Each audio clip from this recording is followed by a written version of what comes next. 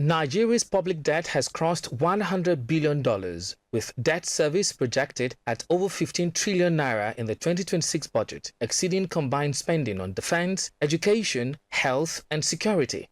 As Nigeria faces rising debt and shrinking fiscal space, economic experts say the federal government must adopt a bold fiscal reset anchored on large-scale asset sales and balance sheet restructuring. Very concerned that the government has not been able to fund its capital budgets in the last 2 years.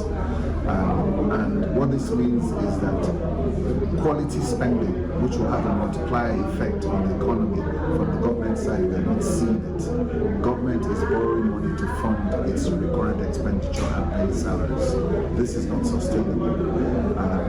To highlight this, we have 25 trillion deficits this year, which now in the last 3 years cumulative deficit is 50 trillion naira. While acknowledging the economic gains of the current administration, CFG Advisory Chief Executive Officer Adetilewa Adebajo and the firm's 2026 economic outlook warns that routine budget adjustments are no longer sufficient as rising debt service cost now threatens economic stability and development spending.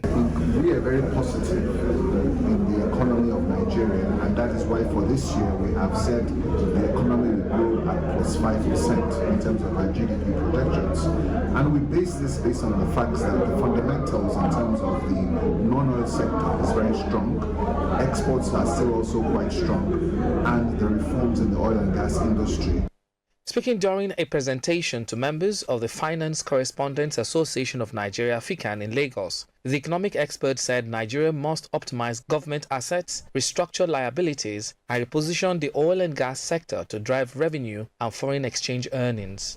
We are suggesting that government should begin to sell down a lot of its JV assets, focus on privatization and concession to raise about $50 billion to be able to restructure its capital structure and inject more equity into its balance sheet to be able to pay down and manage its debt to a sustainable level.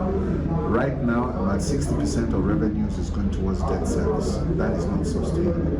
And if government does all this, it needs to focus itself on productivity-led growth at 8 to 10%. He advised stronger coordination between fiscal and monetary policies, a clearly defined industrial policy, and decisive reforms to avoid a prolonged period of fiscal fragility and missed economic opportunities. Joshua Murakinyo, LTV News, Lagos.